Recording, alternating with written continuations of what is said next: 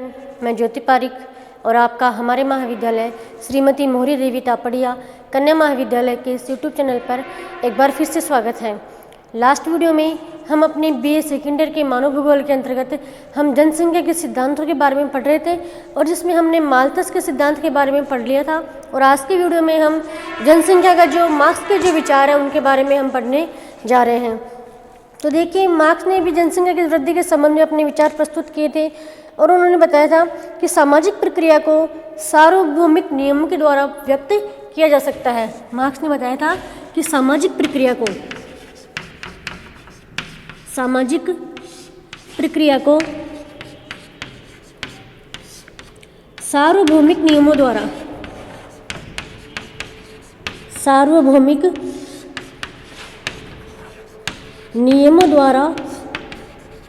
व्यक्त किया जा सकता है। मतलब मार्क्स ने जनसंख्या के संबंध में अपने विचार प्रस्तुत किए थे और उन्होंने बताया था जो समाज की जो प्रक्रिया है, जो सामाजिक संरचना है, उस सामाजिक संरचना को सार्वभौमिक नियमों के द्वारा व्यक्त किया जा सकता है। क्योंकि उन्होंने बताया था कि जिस स्थान पर, जिस समाज में जिस प्रकार के जो उत्पादन के साधन है, जिस समाज में जिस प्रकार के उत्पादन के साधन है, उसी समाज में उसी प्रकार की जो सामाजिक संरचना है वो विकसित होती है। जैसे मान लीजिए कोई कृषक समाज है, उस कृषक समाज में जैसे मान लीजिए इस कृषक समाज में जो सामाजिक जो संरचना है वो इस प्रकार की होगी कि वहाँ पे जैसे मान लीजिए संयुक्त परिवार की जो धारणा है वो वहाँ पे होगी।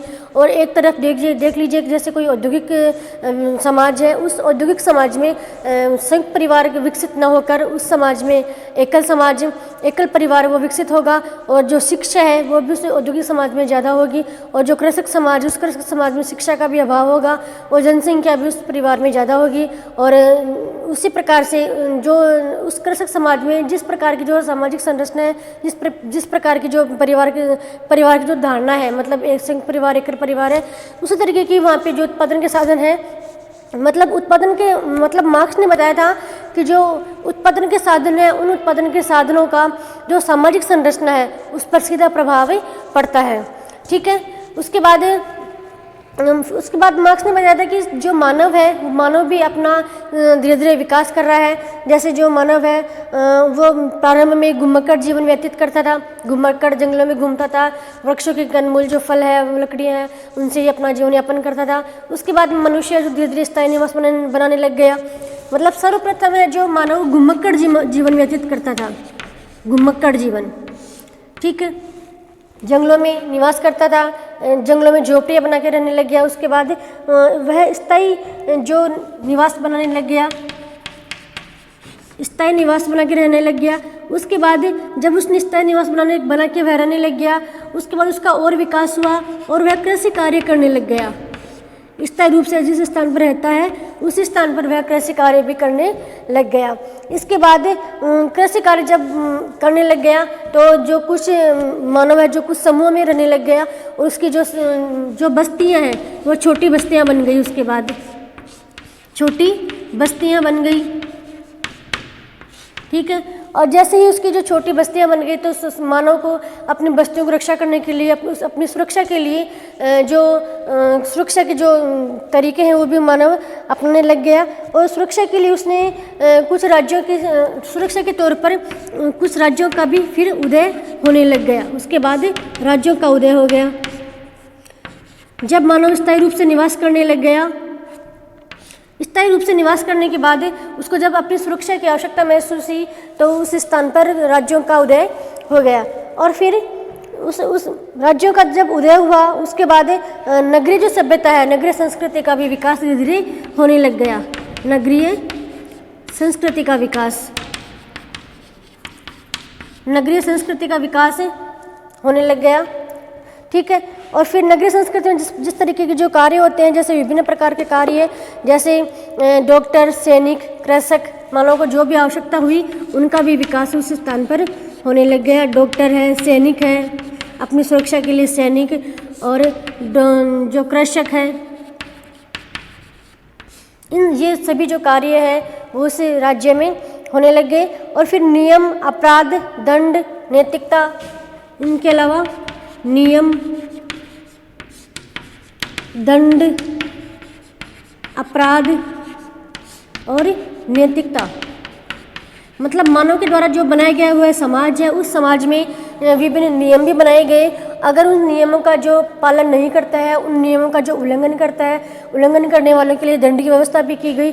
और अपराध, जो भी अपराध किए जाते हैं उस समाज में, अपराध कई प्रकार के अपराध भी किए जाते हैं और नैतिक कार्य भी उस समाज में किए जाते हैं। इस प्रकार से ये पूरी एक सामाजिक संरचना मानव की बन गई। कैसे बनी कि सर्वप्रथम मानव है जो घुमक्कड़ जीवन व्यतीत करता था, कहीं भी स्थायी रूप से निवास नहीं करता था, उसका कोई भी समाज नहीं था, उसकी कोई भी सामाजिक प्रक्रिया नहीं थी। उसके बाद जब सबसे पहले जब मानव घुमक्कड़ जीवन व्यतीत करने लग गया, उसके बाद उसके मानव की धीरे धीरे विकास हुआ, वह स्थायी रूप से मकान बना के रहने लग गया, स्थायी निवास बना के वह रहने लग गया।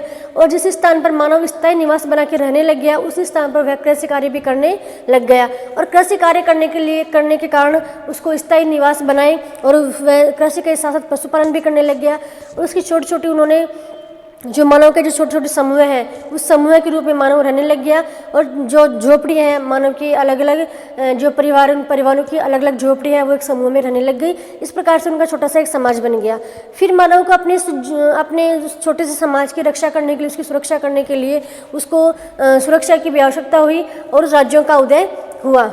और फिर राज्यों का उदय होने के बाद में धीरे धीरे उस राज्य का विकास हुआ और नगरीय संस्कृति का विकास हो गया, नगरीय सभ्यता का विकास उस स्थान पर हो गया। और फिर नगरीय सभ्यता में अनेक सुविधाएं, जैसे डॉक्टर की सुविधा है, सैनिक की सुविधा है, कृषक की सुविधा है, ये सभी सुविधाएं उस नगरीय सभ्यता में विकसित हुई। और फिर ये सभी नगरीय सभ्यता विकसित होने के बाद में जो उस समाज में नियम, दंड, अपराध, नैतिकता, ये सभी जो नियम है वो भी वहाँ पर लगाए गए। इस प्रकार से एक समाज, छोटे से मानव की एक समाज की संरचना हुई। और मार्क्स ने बताया है कि जो उत्पादन के जो साधन है, जिस समाज में जिस प्रकार के उत्पादन के साधन है, उस समाज का विकास उसी तरीके से होता है। और उसी समाज में उसी तरीके के जो नियम है, कानून है, जो संरचना है, उस समाज की संरचना भी उसी के अनुरूप होती है। जैसे मैंने पहले बताया कि जो कृषक समाज है, उस कृषक समाज में उत्पादन के जो साधन है, उन्हीं के आधार पर उसका जो समाज का विकास होता है। और ये एक औद्योगिक जो समाज है, उस औद्योगिक समाज में उस उत्पादन के साधनों के आधार पर उसका विकास होता है। ठीक है। उसके बाद जब उसके समाज में इतना उसका समाज का विकास हो गया, उसके बाद उसके समाज में जब औद्योगिक क्रांति आई, औद्योगिक क्रांति जब आई तो औद्योगिक क्रांति के फलस्वरूप एक बड़ा परिवर्तन समाज में हो गया। किसके फलस्वरूप? औद्योगिक क्रांति के फलस्वरूप। औद्योगिक क्रांति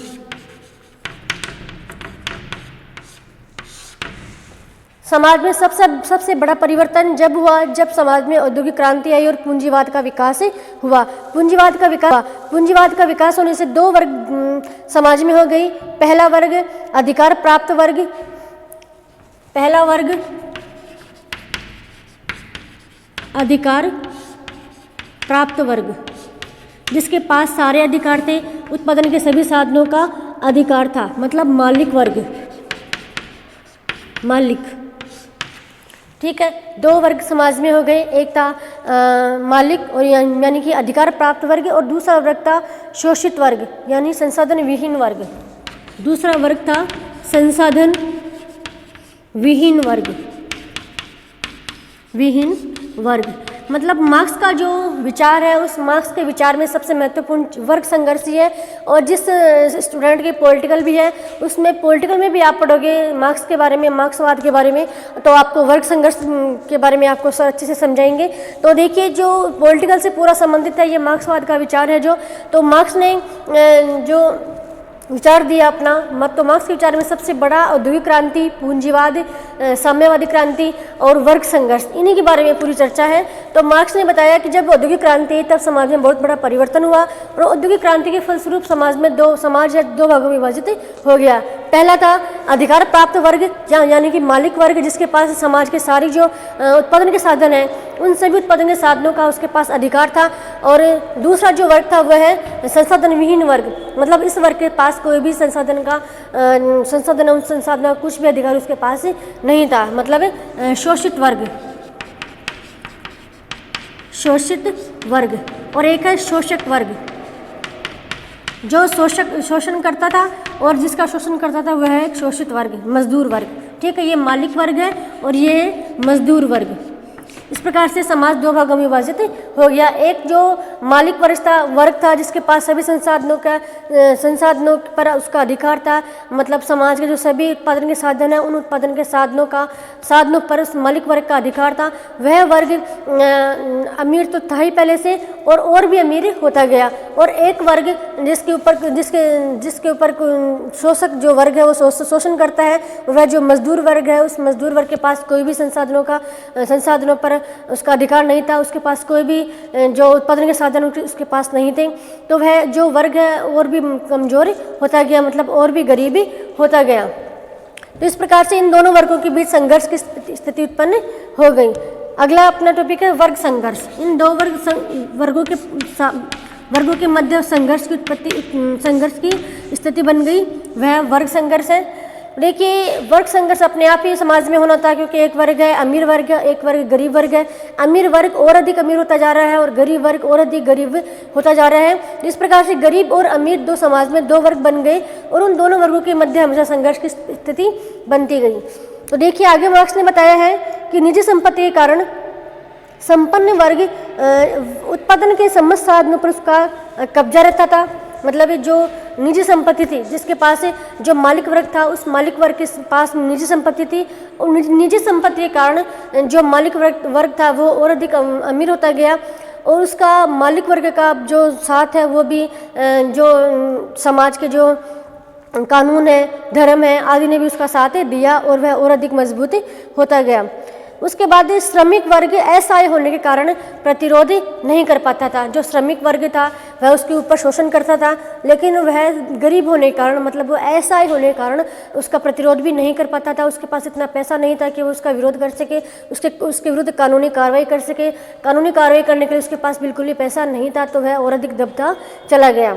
ठीक है, उसके बाद हम देखते हैं, तो देखिए उसके बाद वह अपने श्रम, जो श्रमिक वर्ग असहाय होने के कारण उसका प्रतिरोध नहीं कर पाता था, अतः वह अपने श्रम और दक्षता को बेचता गया और मालिक श्रमिकों को न्यूनतम वेतन देकर अधिकतम लाभ कमाते थे। मतलब जो मालिक वर्ग था वह मालिक वर्ग श्रमिकों का और अधिक शोषण करते गए और वह न्यूनतम मजदूरी देकर उनसे अधिकतम लाभ कमाते थे।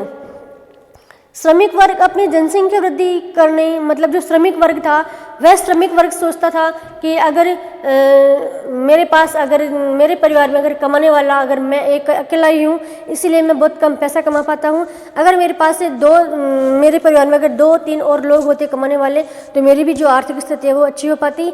यही सोचकर वह श्रमिक वर्ग अपनी जनसंख्या में वृद्धि करने लग गया। मतलब जो श्रमिक वर्ग था वह सोचता था कि मेरे परिवार में कमाने वाला मैं बिल्कुल अकेला हूँ, तो जैसे मान लीजिए मैं 100 रुपये कमा रहा हूँ और मेरे पास अगर मेरे परिवार में 2 और लोग कमाने वाले होते तो 200 रुपये और कमाते, तो कुल मिला के 300 रुपये हम कमा पाते। तो ये सोच के उसने अपने परिवार में जनसंख्या वृद्धि करना शुरू कर दिया और जैसे ही जनसंख्या वृद्धि हुई वैसे और अधिक समस्या होती गई, क्योंकि औद्योगिक क्रांति आने के बाद जब नई तकनीकी का विकास हुआ, नई प्रौद्योगिकी का विकास हुआ, उससे प्रौद्योगिकी नई तकनीकी विकास होने के कारण से जब जनसंख्या वृद्धि हुई तो जैसे मान लीजिए कोई कंपनी है, उस कंपनी में पहले काम करने के लिए अगर 10 श्रमिकों की आवश्यकता होती थी, तो अब जब औद्योगिक क्रांति आने के बाद में श्रमिकों की आवश्यकता केवल 1 की हो गई। मतलब जो 9 मजदूर थे उनका काम मशीनों के द्वारा होने लग गया और उन 9 जो मजदूर थे वो बिल्कुल बेरोजगार हो गए। तो क्या हुआ कि जब वर्ग संघर्ष की स्थिति उत्पन्न हुई तो शोषित मजदूर वर्ग ने अपनी जनसंख्या वृद्धि की, क्या सोचकर कि वह और अधिक आर्थिक मतलब धन कमा सके। तो इससे क्या हुआ, एक समस्या तो क्या उत्पन्न हुई, वर्ग संघर्ष से जनसंख्या वृद्धि हुई। अपनी आर्थिक स्थिति अच्छी करने के लिए मजदूर वर्ग ने अपनी जनसंख्या वृद्धि की, यह सोचकर कि वह 2-3 और लोग होते तो अच्छा कमा सकते, इसलिए जनसंख्या वृद्धि हुई। और फिर औद्योगिक क्रांति के आने के फलस्वरूप जनसंख्या वृद्धि तो मजदूर वर्ग ने अपनी कर ली, लेकिन औद्योगिक क्रांति आने के फलस्वरूप बेरोजगारी भी बहुत ज़्यादा हो गई। क्योंकि जो जनसंख्या लगातार बढ़ती गई, उस जनसंख्या को रोजगार बिल्कुल भी मिलना बंद हो गया, बहुत कम रोज़गार उसको मिलने लग गया, क्योंकि नई नई प्रौद्योगिकी और तकनीकी के कारण आने के कारण से जो मजदूर हैं वो उनकी आवश्यकता बहुत ही कम हुई और जनसंख्या जो बेरोजगारी है वो लगातार ही बढ़ती चली गई। इस प्रकार से इतनी यह जो समस्या वो है प्रौद्योगिकी आने से जनसंख्या की वृद्धि की समस्या और भी गंभीर होती चली गई। उसके बाद मार्क्स ने बताया कि जनसंख्या वृद्धि का कोई भी सार्वभौमिक नियम नहीं है। जैसे माल्थस ने हमने पहले पढ़ा था, माल्थस ने बताया था कि जनसंख्या जो वृद्धि है उसका एक सार्वभौमिक नियम बताया था। उन्होंने बताया था कि 25 वर्षों में जनसंख्या दोगुनी हो जाती है, 25 वर्षों में जनसंख्या दोगुनी हो जाती है, यह बताया था माल्थस ने। लेकिन मार्क्स ने कोई भी जनसंख्या वृद्धि का कोई भी सार्वभौमिक नियम नहीं बताया है। ठीक है, उसके बाद हम देखते हैं मार्क्स के अनुसार आर्थिक वर्ग एवं निजी संपत्ति गरीब, बेरोजगारी और जनसंख्या वृद्धि के कारण है, अतः विश्व में साम्यवादी व्यवस्था होनी चाहिए। मार्क्स ने बताया कि जनसंख्या वृद्धि है जो किसके कारण है, जो वर्ग संघर्ष है, वर्ग संघर्ष के कारण जनसंख्या वृद्धि हो रही है। अतः समाज में कैसी व्यवस्था होनी चाहिए, साम्यवादी व्यवस्था समाज में होनी चाहिए। और साम्यवादी व्यवस्था किस प्रकार की होती है, इस ऐसी व्यवस्था में समाज में कोई भी दो वर्ग नहीं बटे हुए होते हैं, कोई भी अमीर और कोई भी गरीब वर्ग नहीं होता है। इसमें उत्पादन के जो सभी साधन हैं, उन उत्पादन के साधनों का जो अधिकार है वो एक विशेष वर्ग के पास न होकर सरकार के पास में होता है। मतलब उत्पादन के साधनों पर सरकार का इसमें अधिकार होता है, वो सारी जो व्यवस्था होती है वो सरकार के पास ही होती है। और इस ऐसी व्यवस्था में कोई भी जैसे ये दो वर्ग है, ऐसे दो वर्ग इसमें साम्यवादी व्यवस्था में नहीं बटे हुए होते हैं, क्योंकि जो उत्पादन के साधन उन उत्पादन के साधनों का जो अधिकार है वो सीधे तौर पर किसी भी समाज के एक वर्ग के पास न होकर सरकार के पास में होता है। मतलब समाज में सभी लोग हैं वो बराबर होते हैं, इस व्यवस्था में कोई भी अमीर कोई भी गरीब नहीं होता है। तो ऐसी व्यवस्था है जो समाज में होनी चाहिए, किस प्रकार की, साम्यवादी व्यवस्था। समाज में जब साम्यवादी व्यवस्था होगी तभी जनसंख्या वृद्धि पर नियंत्रण हो पाएगा, ये मार्क्स ने बताया था। मार्क्स ने जनसंख्या वृद्धि का कारण क्या बताया था कि समाज में वर्ग संघर्ष की स्थिति, मतलब जो औद्योगिक क्रांति के फलस्वरूप जो दो वर्ग थे, इन दो वर्गों के कारण से ही जनसंख्या वृद्धि बढ़ी। और अब जनसंख्या वृद्धि पर नियंत्रण करने के लिए समाज में साम्यवादी व्यवस्था होना जरूरी है। तो ये थे अपने मार्क्स के विचार जनसंख्या वृद्धि के संबंध में। तो आज की वीडियो में हम इतना ही पढ़ेंगे। नेक्स्ट वीडियो में हम जनसंख्या से संबंधित नेक्स्ट टॉपिक के बारे में पढ़ेंगे। तब तक के लिए धन्यवाद।